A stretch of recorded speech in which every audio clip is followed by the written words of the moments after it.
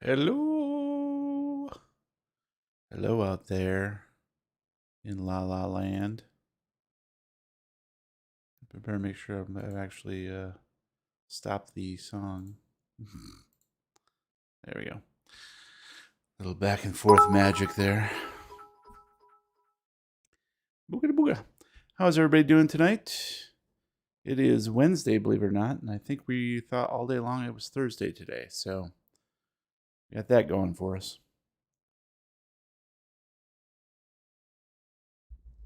I hope you are having a better week. Hope you're keeping cool or keeping warm wherever the heck you are. We got the air on, so you might hear it blasting here in the background a little bit because it's still pretty warm. I thought we'd be able to get by with windows open today, but that was a no-go. So, all right, let's get this show on the road. Good evening, and welcome to Stygian Articles, presented by the Lovecraft Tapes podcast. I am Jeremy, your keeper of arcane lore, and tonight I'm going to read horror fiction just for you, baby. You and Tiny Tim. Listener discretion is advised. The scary stories I read and write will sometimes contain extreme horror, but I promise no flaming Cheetos. Violence, language, and other adult themes. Watch and listen at your own risk. This is an adult broadcast, so all you kids below the ages of whatever, go to bed. Tiny Tim, close your ears. Exactly right. But I will say tonight is not one of those nights, unfortunately or fortunately, depending on how you land on that. Because now we begin tonight's tale. The Challenge from Beyond by Robert E. Howard and Friends.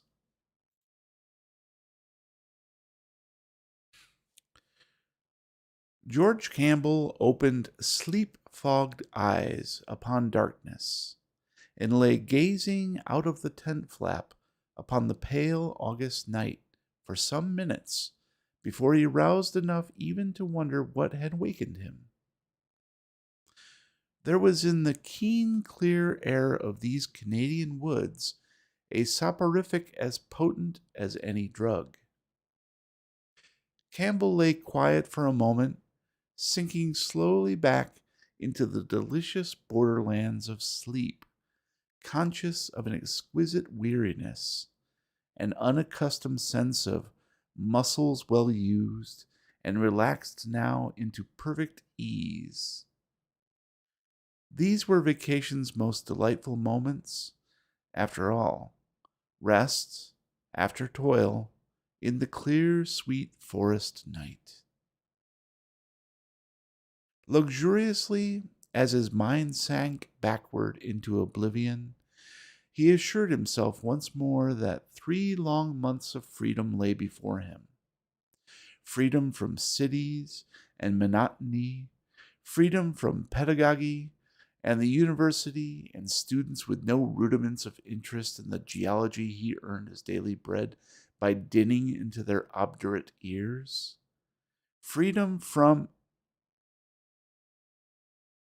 Abruptly, the delightful somnolescence crashed about him. Somewhere outside, the sound of tin shrieking across tin slashed into his peace. George Campbell sat up jerkily and reached for his flashlight. Then he laughed and put it down again, straining his eyes through the midnight gloom outside, where among the tumbling cans of his supplies a dark, anonymous little night beast was prowling. He stretched out a long arm and groped about among the rocks at the tent door for a missile. His fingers closed on a large stone, and he drew back his hand to throw. But he never threw it. It was such a queer thing he had come upon in the dark. Square, crystal smooth, obviously artificial with dull, rounded corners. The strangeness of its rock surfaces to his fingers was so remarkable that he reached again for his flashlight and turned its rays upon the thing he held. All sleepiness left him as he saw what it was he had picked up in his idle groping. It was clear as rock crystal, this queer, smooth cube. Quartz, unquestionably, but not its usual hexagonal crystallized form. Somehow, he could not guess the method, it had been wrought into a perfect cube, about 4 inches in measurement over each worn face. For it was incredibly worn. The hard crystal was rounded now until its corners were almost gone, and the thing was beginning to assume the outlines of a sphere. Ages and ages of wearing, years almost beyond counting, must have passed over this strange, clear thing. But the most curious thing of all was that shape he could make out dimly in the heart of the crystal. For embedded in its center lay a little disk of a pale and nameless substance, with characters incised deep upon its quartz-enclosed surface. Wedged-shaped characters faintly reminiscent of cuneiform writing. George Campbell wrinkled his brows and bent closer above the little enigma in his hands, puzzling helplessly. How could such a thing as this have embedded in pure rock crystal? Remotely, a memory floated through his mind of ancient legends that called quartz crystals ice which had frozen too hard to melt again. Ice and wedged form cuneiforms. Yes, that didn't sort of that didn't didn't that sort of writing originate among the Sumerians, who came down from the north in history's remotest beginnings to settle in the primitive Mesopotamian valley? Then hard sense regained control, and he laughed. Quartz, of course, was formed in the earliest of Earth's geological periods, when there was nothing anywhere but heat and heaving rock. Ice had not come for tens of millions of years after this thing must have been formed. And yet, that writing, man-made, surely, although its characters were unfamiliar save in their faint hinting at cuneiform shapes. Or could there, in a Paleozoic world, have been things with a written language who might have graven these cryptic wedges upon the quartz-enveloped disk he held? Or might a thing like this have fallen meteor-like out of space into the unformed rock of a still molten world? Could it? Then he caught himself up sharply and felt his ears going hot at the luridness of his own imagination. The silence and the solitude and the queer thing in his hands were conspiring to play tricks with his common sense. He shrugged and laid the crystal down at the edge of his pallet, switching off the light. Perhaps morning and a clear head would bring him an answer to the questions that seemed so insoluble now. But sleep did not come easily. For one thing, it seemed to him as if he had flashed off the light, that as he flashed off the light, that the little cube had shone for a moment as if with sustained light before it faded into the surrounding dark. Or perhaps he was wrong. Perhaps it had been only his dazzled eyes that seemed to see the light forsake it reluctantly, glowing in the enigmatic deeps of the thing with queer persistence. He lay there unquietly for a long while, turning the answered questions over and over in his mind. There was something about this crystal cube out of the unmeasured past, perhaps from the dawn of all history, that constituted a challenge that would not let him sleep.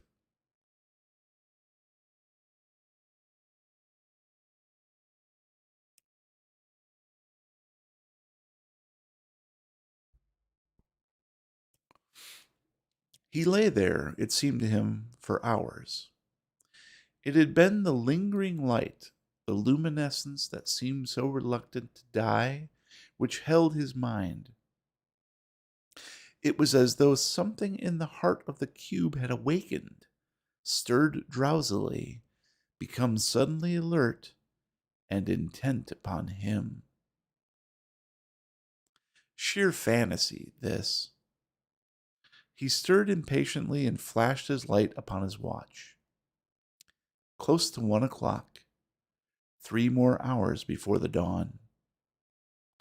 The beam fell and was focused upon the warm crystal cube. He held it there closely for minutes. He snapped it out, then watched. There was no doubt about it now. As his eyes accustomed themselves to the darkness, he saw that the strange crystal was glimmering with tiny fugitive lights deep within it, like threads of sapphire lightnings. They were at its center, and they seemed to him to come from the pale disk with its disturbing markings. And the disk itself was becoming larger, the markings shifting shapes. The cube was growing. Was it illusion brought about by the tiny lightnings? He heard a sound. It was the very ghost of a sound, like the ghosts of harp strings being plucked with ghostly fingers. He bent closer. It came from the cube. There was squeaking in the underbrush, a flurry of bodies, and an agonized wailing like a child in death throes, and swiftly stilled. Some small tragedy of the wilderness, killer and prey. He stepped over to where it had been enacted, but could see nothing. He again snapped off the flash and looked toward his tent. Upon the ground was a pale blue glimmering. It was the cube. He stooped to pick it up, then, obeying some obscure warning, drew back his hand. And again, he saw, its glow was dying. The tiny sapphire lightnings flashing fitfully, withdrawing to the disk from which they had come. There was no sound from it. He sat, watching the luminescence glow and fade, but steadily becoming dimmer. It came to him that two elements were necessary to produce the phenomenon: the electric ray itself and his own fixed attention. His mind must travel along the ray, fix itself upon the cube's heart, if its beat were to wax, until what? He felt a chill of spirit, as though from contact from some alien thing. It was alien, he knew it, not of this earth, not of Earth's life. He conquered his shrinking, picked up the cube, and took it into the tent. It was neither warm nor cold. Except for its weight, he would not have known he held it.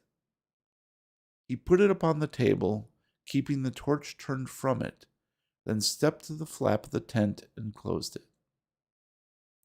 He went back to the table, drew up the camp chair, and turned the flash directly upon the cube, focusing it so far as he could upon its heart. He sent all his will, all his concentration along it, focusing will and sight upon the disk as he had the light. As though at command, the sapphire lightnings burned forth. They burst from the disk into the body of the crystal cube, then beat back, bathing the disk and the markings. Again, these things began to change, shifting, moving, advancing, and retreating in the blue gleaming. They were no longer cuneiform. They were things, objects. He heard the murmuring music, the plucked harp strings. Louder grew the sound and louder, and now all the body of the cube vibrated to their rhythm. The crystal walls were melting, growing misty as though formed of the mist of diamonds.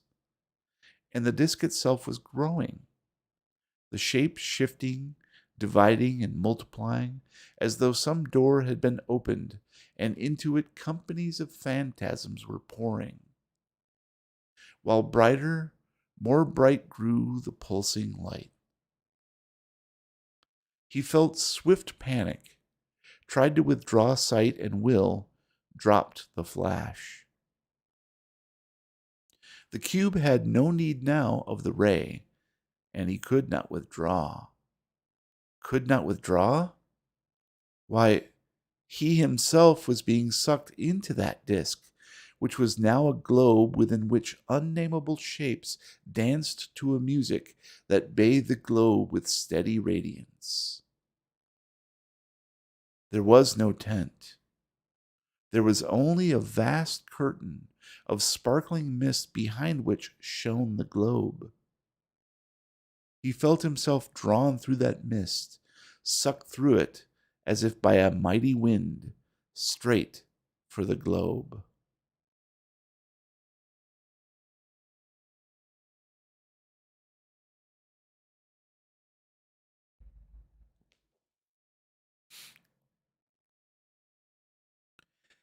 As the mist-blurred light of the sapphire suns grew more and more intense, the outlines of the globe ahead wavered and dissolved to a churning chaos.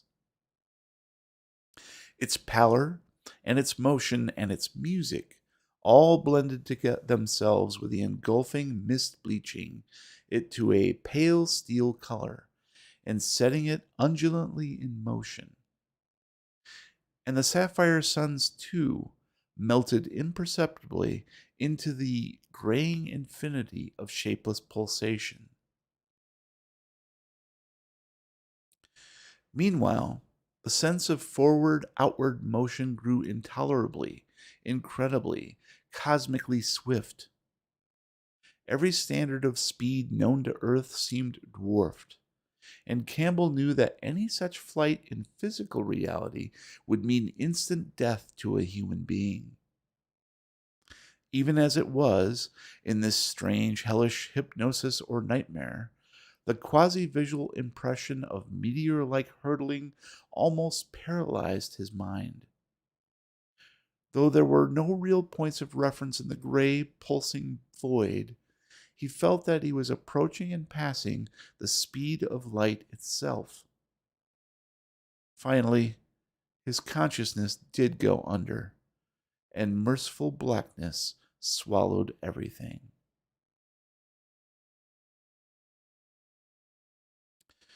It was very suddenly, and amidst the most impenetrable darkness, that thoughts and ideas again came to George Campbell. Of how many moments or years or eternities had elapsed since his flight through the gray world, he could form no estimate. He knew only that he seemed to be at rest and without pain. Indeed, the absence of all physical sensation was the salient quality of his condition. It made even the blackness seem less solidly black, suggesting as it did that he was rather a disembodied intelligence in a state beyond physical senses than a corporeal being with senses deprived of their accustomed objects of perception. He could think sharply and quickly, almost preternaturally so, yet could form no idea whatsoever of his situation. Half by instinct, he realized that he was not in his own tent. True, he might have awakened there from a nightmare to a world equally black, yet he knew this was not so. There was no camp cot beneath him. He had no hands to feel the blankets and canvas surface and flashlight that ought to be around him. There was no sensation of cold in the air, no flap through which he could glimpse the pale night outside. Something was wrong, dreadfully wrong. He cast his mind backward and thought of the fluorescent cube which had hypnotized him, of that and all which had followed. He had known that his mind was going, yet had been unable to draw back. At the last moment, there had been a shocking panic fear, a subconscious fear beyond even that caused by the sensation of demonic flight. It had come from some vague flash or remote recollection, just what he could not at once tell. Some cell group in the back of his head had seemed to find a cloudily familiar quality in the cube, and that familiarity was fraught with dim terror. Now he tried to remember what the familiarity and the terror were. Little by little it came to him. Once, long ago, in connection with his geological life work, he had read of something like that cube. It had to do with those debatable and disquieting clay fragments called the Eltdown shards, dug up from pre-Carboniferous strata in southern England 30 years before. Their shape and markings were so queer that a few scholars hinted at artificiality and made wild conjectures about them and their origin. They came clearly from a time when no human beings could exist on the globe, but their contours and figurings were damnably puzzling. That was how they got their name. It was not, however, in the writings of any sober scientist that Campbell had seen that reference to a crystal, disc-holding globe. The source was far less reputable and infinitely more vivid. About 1912, a deeply learned Sussex clergyman of occultist leanings, the Reverend Arthur Brooke Winters Hall, had professed to identify the markings on the Eltdown shards with some of the so-called pre-human hieroglyphs persistently cherished and esoterically handed down in certain mystical circles, and had published at his own expense what purported to be a translation of the primal and baffling inscriptions, a translation still quoted frequently and seriously by occult writers. In this translation, a surprisingly long brochure in view of the limited number of shards existing, had occurred the narrative, supposedly of pre-human authorship, containing the now frightening reference. As the story went, there dwelt on a world, and eventually on countless other worlds, of outer space a mighty order of worm-like beings whose attainments and whose control of nature surpassed anything within the range of terrestrial imagination. They had mastered the art of interstellar travel early in their career and had peopled every habitable planet in their own galaxy, killing off the races they found. Beyond the limits of their own galaxy, which was not ours, they could not navigate in person. But in their quest for knowledge of all space and time, they discovered a means of spanning certain transgalactic gulfs with their minds.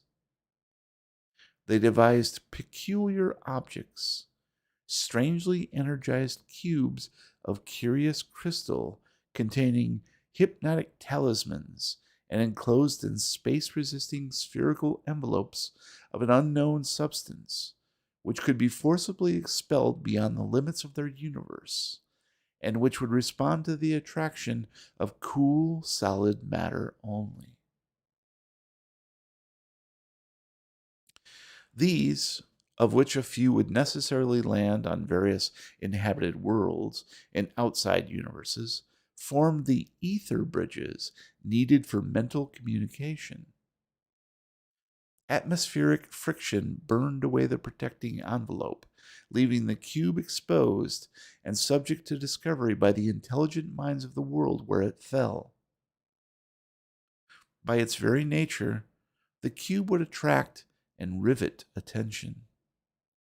This, when coupled with the action of light, was sufficient to set its special properties working.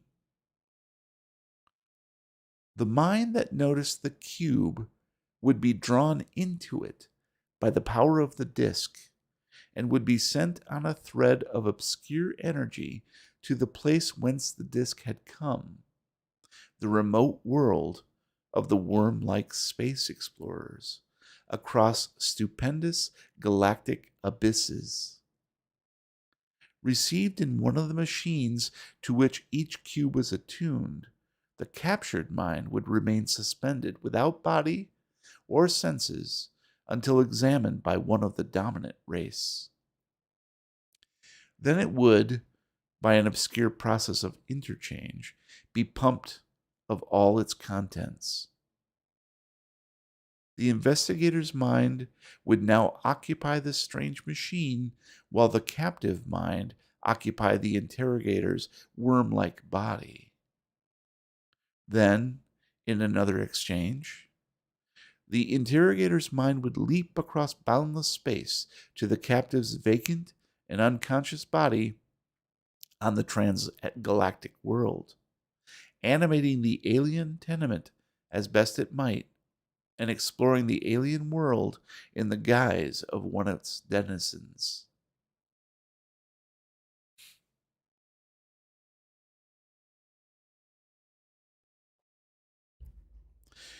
When done with exploration, the adventurer would use the cube and its disk in accomplishing its return, and sometimes the captured mind would be restored safely to its own remote world. Not always, however, was the dominant race so kind. Sometimes, when a potentially important race capable of space travel was found, the worm like folk would employ the cube to capture and annihilate minds by the thousands, and would extirpate the race for diplomatic reasons, using the exploring minds as agents of destruction. In other cases, sections of the worm folk would permanently occupy a transgalactic planet, destroying the captured minds and wiping out the remaining inhabitants preparatory to settling down in unfamiliar bodies. Never, however, could the parent civilization be quite duplicated in such a case, since the new planet would not contain all the materials necessary for the worm race's arts. The cubes, for example, could be made only on the home planet. Only a few of the numberless cubes sent forth ever found a landing and response on an inhabited world, since there was no such thing as aiming them at goals beyond sight or knowledge. Only 3, ran the story, had ever landed on peopled worlds in our own particular universe. One of these had struck a planet near the galactic rim 2,000 billion years ago, while another had lodged 3 billion years ago on a world near the center of the galaxy. The third, and the only one ever known to have invaded the solar system, had reached our own Earth 150,000 years ago. It was this latter that Dr. Winters Hall's translation chiefly dealt. When the cube struck the Earth, he wrote, The ruling terrestrial species was a huge cone shaped race, surpassing all others before or since in mentality and achievements. This race was so advanced that it had actually sent minds abroad in both space and time to explore the cosmos, hence recognized something of what had happened when the cube fell from the sky, and certain individuals had suffered mental change after gazing at it. Realizing that the changed individuals represented invading minds, the race's leaders had them destroyed, even at the cost of leaving the displaced minds exiled in alien space. They had had experiences with even stranger transitions, when, through a mental exploration of space and time, they formed a rough idea of what the cube was. They had carefully hid the thing from light and sight and guarded it as a menace. They did not wish to destroy a thing so rich in later experimental possibilities. Now and then, some rash, unscrupulous adventurer would furtively gain access to it and sample its perilous powers despite the consequences. But all such cases were discovered and safely and drastically dealt with. Of this evil meddling, the only bad result was that the worm like outside race learned from the new exiles what had happened to their explorers on Earth and conceived a violent hatred of the planet and all its life forms. They would have depopulated it if they could, and indeed sent additional cubes into space in the wild hope of striking it by accident in unguarded places. But that accident never came to pass. The cone shaped terrestrial beings kept the one existing cube in a special shrine as a relic and basis for experiments, till after eons it was lost amidst the chaos of war and the destruction of the great polar city where it was guarded. When 50 million years ago the beings sent their minds ahead into the infinite future to avoid a nameless peril of inner Earth, the whereabouts of the sinister cube from space were unknown. This much, according to the learned occultist, the Eltdown shards had said. What now made the account so obscurely frightful to Campbell was the minute accuracy with which the alien cube had been described. Every detail tallied: dimensions, consistency, hieroglyphed central disk, hypnotic effects. As he thought the matter over and over amidst the darkness of his strange situation, he began to wonder whether his whole experience with the crystal cube, indeed its very existence, were not a nightmare brought on by some freakish subconscious memory of this old bit of extravagant charlatanic reading. Charlatanic. If so, though, the nightmare must still be in force, since his present apparently bodiless state had nothing of normality in it. Of the time consumed by this puzzled memory and reflection, Campbell could form no estimate. Everything about his state was so unreal that dimensions and measurements became meaningless. It seemed an eternity, but perhaps it was not really long before the sudden interruption came. What happened was as strange and inexplicable as the blackness it succeeded.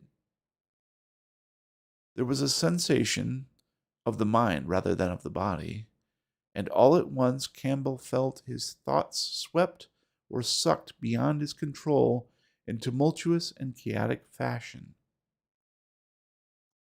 Memories arose irresponsibly and irrelevantly.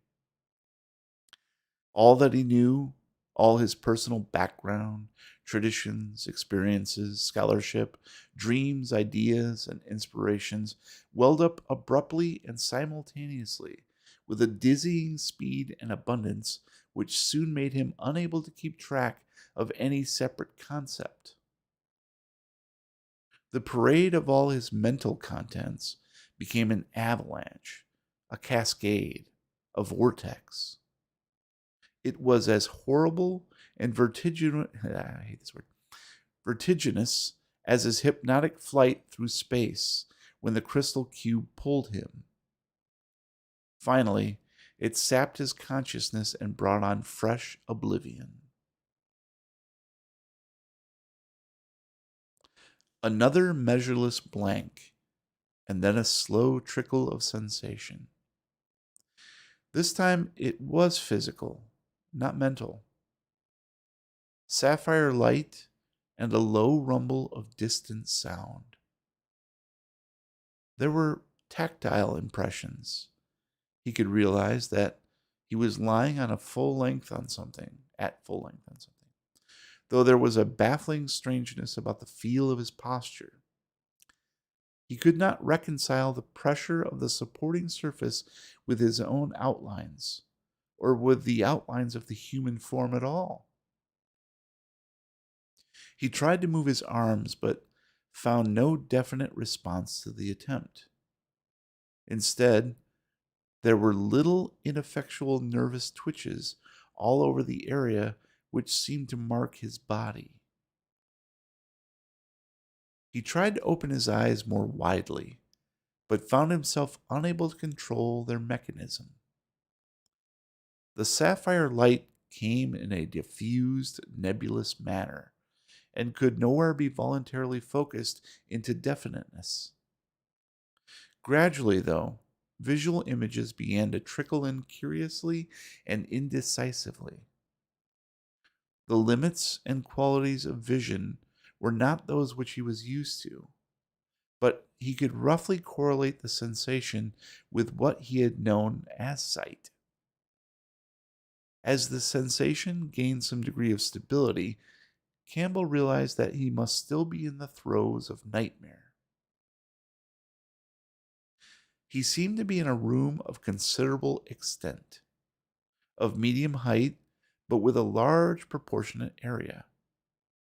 On every side, and he could apparently see all four sides at once, were high, narrowish slits, which seemed to serve as combined doors and windows. There were singular low tables or pedestals, but no furniture of normal nature and proportions. Through the slits streamed floods of sapphire light, and beyond them could be mistily seen the sides and roofs of fantastic buildings like clustered cubes. On the walls, in the vertical panels between the slits, were strange markings of an oddly disquieting character. It was some time before Campbell understood why they disturbed him so. Then he saw that they were, in repeated instances, precisely like some of the hieroglyphs on the crystal cube's disk.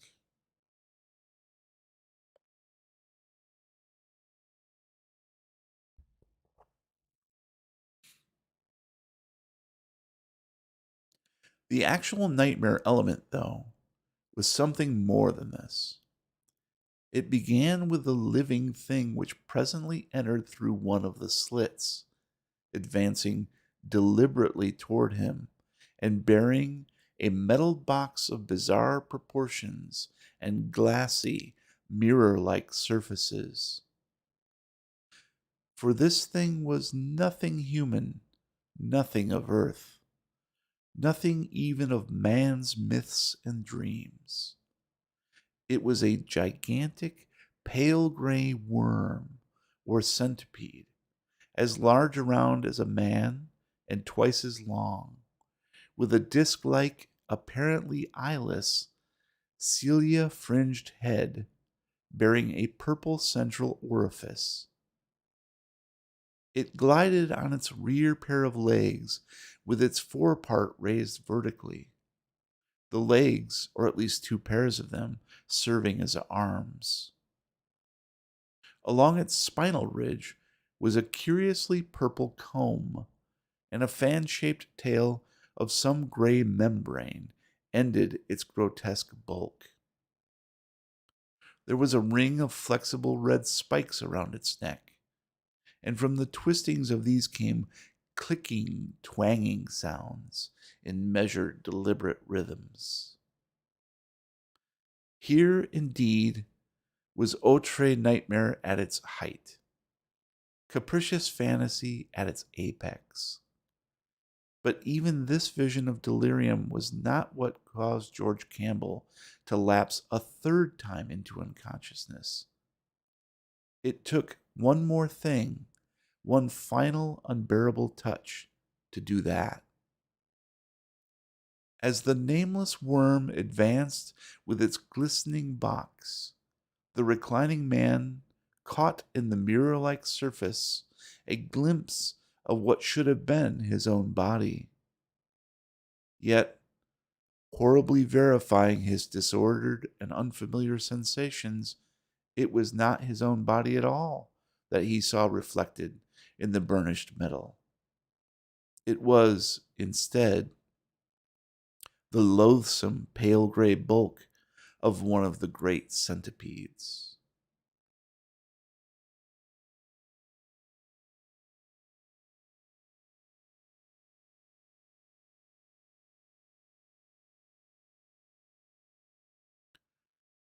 From that final lap of senselessness, he emerged with a full understanding of his situation.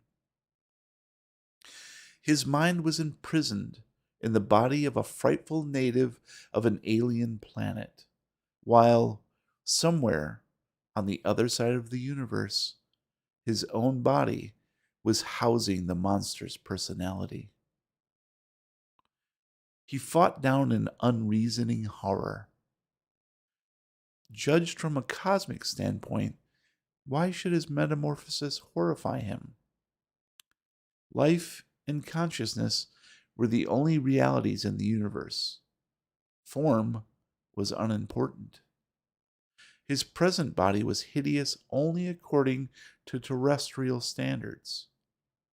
Fear and revulsion were drowned in the excitement of titanic adventure. What was his former body but a cloak, eventually to be cast off at death anyway? He had no sentimental illusions about the life from which he had been exiled. What had it ever given him save toil, poverty, continual frustration, and repression? If this life before him offered no more, at least it offered no less. Intuition told him it offered more, much more. With the honesty possible only when life is stripped to its naked fundamentals, he realized that he remembered with pleasure only the physical delights of his former life. But he had long ago exhausted all the physical possibilities contained in that earthly body.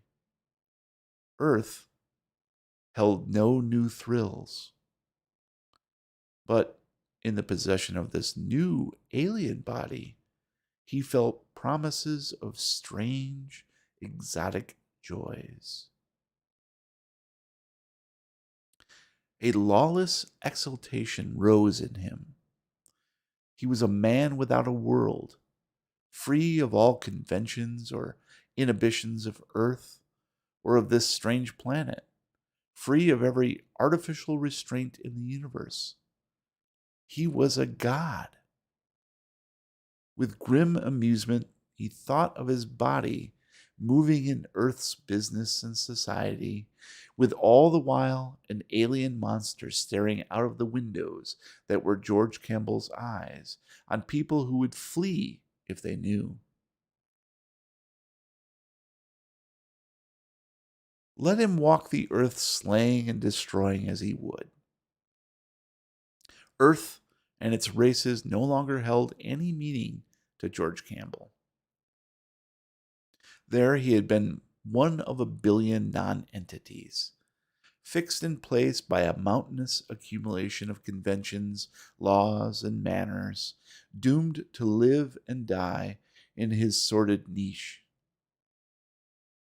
But in one blind bound, he had soared above the commonplace. This was not death, but rebirth, the birth of a full-grown mentality, with a newfound freedom that made little of physical captivity on Yikub. He started. Yikub. It was the name of this planet. But how had he known? Then he knew, as he knew the name of him whose body he occupied, Toth. Memory, deep grooved in Toth's brain, was stirring in him. Shadows of the knowledge Toth had. Carved deep in the physical tissues of the brain, they spoke dimly as implanted instincts to George Campbell. And his human consciousness seized them and translated them to show him the way not only to safety and freedom, but to the power his soul, stripped to its primitive impulses, craved. Not as a slave would he dwell on Yikub, but as a king, just as of old barbarians had sat on the throne of lordly empires. For the first time, he turned his attentions to his surroundings. He still lay on the couch-like thing in the midst of that fantastic room, and the centipede man stood before him, holding the polished metal object and clashing its neck spikes. Thus it spoke to him, Campbell knew, and what it said he dimly understood through the implanted thought processes of Toth, just as he knew the creature was Yuch, supreme lord of science. But Campbell gave no heed, for he had made his desperate plan, a plan so alien to the ways of Yekub that it was beyond Yuch's comprehension and caught him wholly unprepared. Yuch, like Campbell, saw the sharp-pointed metal shard on a nearby table, but to Yuch it was only a scientific implement. He did not know it could be used as a weapon. Campbell's earthly mind supplied the knowledge, and the action that followed, driving Toth's body into movements no man of Yekub had ever made before. Campbell snatched the pointed shard and struck, ripping savagely upward. Yuch reared and toppled, his entrails spilling on the floor. In an instant, Campbell was streaking for a door. His speed was amazing, exhilarating, first fulfillment of the promise of novel physical sensations. As he ran, guided wholly by the instinctive knowledge implanted in Toth's physical reflexes, it was as if he were borne by a separate consciousness in his legs. Toth's body was bearing him along a route it had traversed 10,000 times when animated by Toth's mind. Down a winding corridor he raced, up a twisted stair, through a carved door, and the same instincts that had brought him there told him he had found what he had sought. He was in a circular room with a domed roof, from which shone a livid blue light. A strange structure rose in the middle of the rainbow-hued floor, tier on tier, each of a separate vivid color. The ultimate tier was a purple cone, from the apex of which a blue smoky mist drifted upward to a sphere that poised in midair, a sphere that shone like translucent ivory. This, the deep-grooved memories of Toth told Campbell, was the god of Yekeb, though why the people of Yekeb feared and worshipped it had been forgotten 1,000,000 years ago. A worm priest stood between him and the altar which no hand of flesh had ever touched. That it could be touched was a blasphemy that had never occurred to a man of Yekeb. The worm priest stood in frozen horror until Campbell's shard ripped the life out of him. On his centipede legs, Campbell clambered the tiered altar, heedless of its sudden quiverings, heedless of the change that was taking place in the floating sphere, heedless of the smoke that now billowed out in blue clouds. He was drunk with the feel of power. He feared the superstitions of Yekeb no more than he feared those of earth. With that globe in his hands, he would be king of Yekeb. The worm men would dare deny him nothing when he held their god as hostage. He reached a hand for the ball, no longer ivory-hued, but red as blood.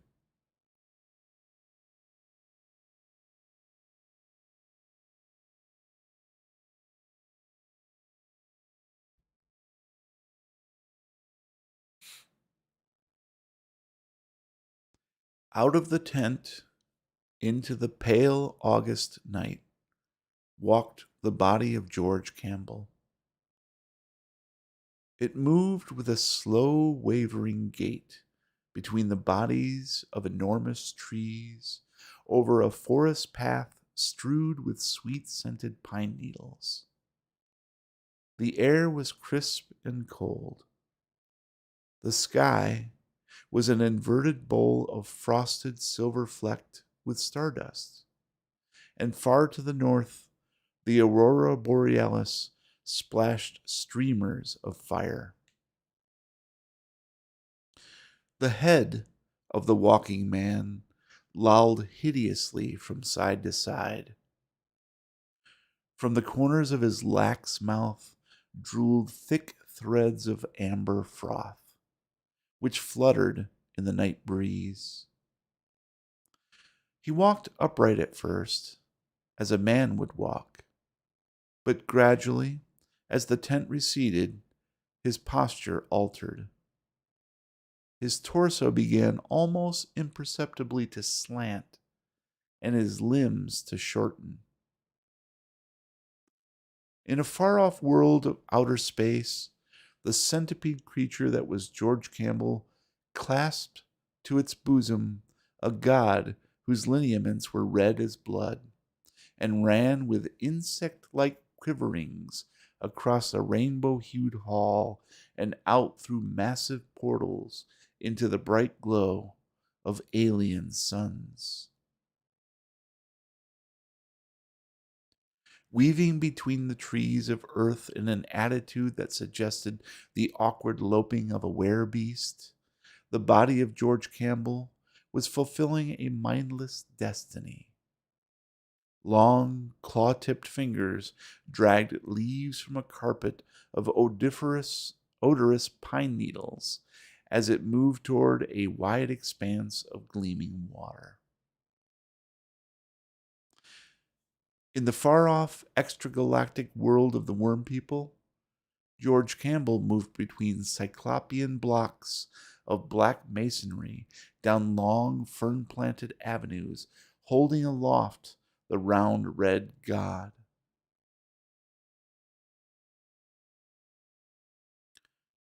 There was a harsh animal cry in the underbrush near the gleaming lake on earth, where the mind of a worm creature dwelt in a body swayed by instinct. Human teeth sank into soft animal fur, tore at black animal flesh. A little silver fox sank its fangs in frantic retaliation into a furry human wrist and thrashed about in terror as its blood spurted. Slowly, the body of George Campbell arose, its mouth splashed with fresh blood. With upper limbs swaying oddly, it moved toward the waters of the lake.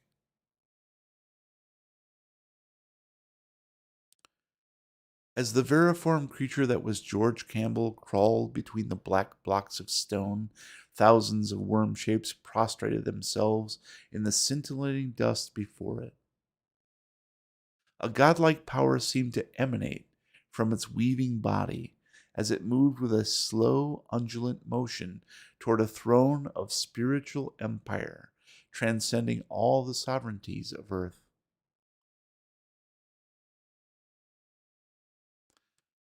A trapper, stumbling warily through the dense woods of earth near the tent where the worm creature dwelt in the body of George Campbell, came to the gleaming waters of the lake and discerned something dark floating there. He had been lost in the woods all night, and weariness enveloped him like a leaden cloak in the pale morning light. But the shape was a challenge that he could not ignore. Moving to the edge of the water, he knelt in the soft mud and reached out toward the floating bulk. Slowly, he pulled it to the shore. Far off in outer space, the worm creature holding the glowing red god ascended a throne that gleamed like the constellation Cassiopeia under an alien vault of hypersuns. The great deity that he The great deity that he held aloft energized his worm tenement, burning away in the white fire of a supermundane spirituality all animal dross. On earth, the trapper gazed with unutterable horror into the blackened and hairy face of the drowned man. It was a bestial face, repulsively anthropoid in contour, and from its twisted, distorted mouth black ichor poured.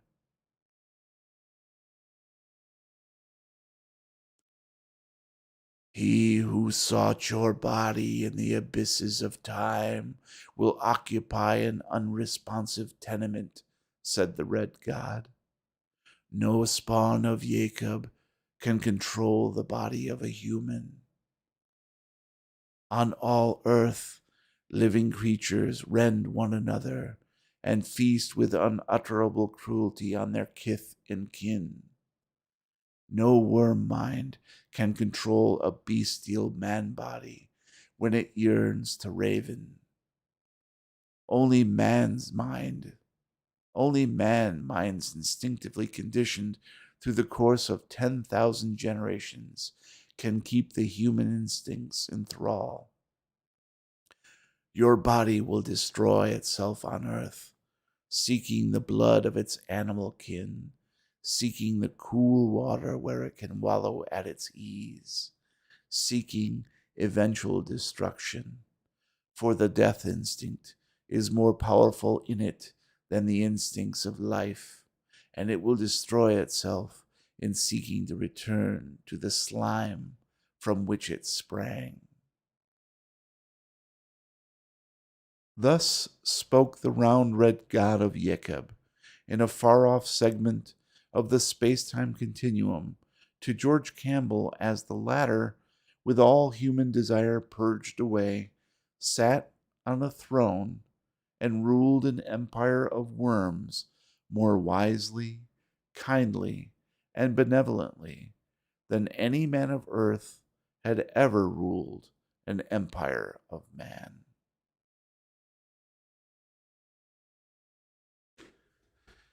Okay, that is The Challenge from Beyond, ostensibly by Robert E. Howard.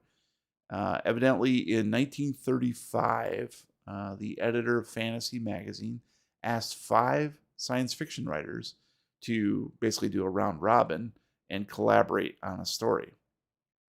And this is the result of that. The authors were, if you were paying attention to the video anyways, every time I took a drink of beer was a change in author. So the first section was from C.L. Moore, who I'm not sure, I've never heard of that person, but I will definitely check out more of their works. They basically introduced it. A. Merritt, again, that's someone I've heard of, but I'm not exactly a big sci-fi guy anyways. The middle section, I think you could tell that was H.P. Lovecraft because it was very wordy, very just really ornate and purple prose. And of course, those sentence constructions are a dead giveaway for him.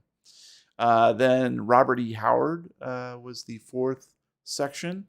That was probably when Campbell starts going on a rampage and slicing up everybody, because Robert E. Howard is, Conan. He wrote Conan. So you get that sort of primal, violent aspect. And then finishing up was Frank Belknap Long, who I've read in the past too, and was a contemporary of these guys. And so yeah, this was a pretty interesting story I ran across today, and I thought it'd be fun to give it a whirl because of the shifting dialogue and shifting narrative styles. I wondered if it could be narrated to such extent that it might seem to hold together, but I think you could really tell the changes in tone from here and there. So I hope you enjoyed that. All right, guys. That concludes this installment of Stygian Articles. We went right about an hour. Thank you for spending time with me. If you've enjoyed this dark fiction, please visit StygianArticles.com for more of my scary stories, and LovecraftTapes.com for fresh episodes of our Call of Cthulhu actual play podcast. I'm Jeremy, your keeper of arcane lore, wishing you sweet dreams. Good night, everybody. Thanks for watching on the stream. Justin, Matt, Chiru, and Brownie.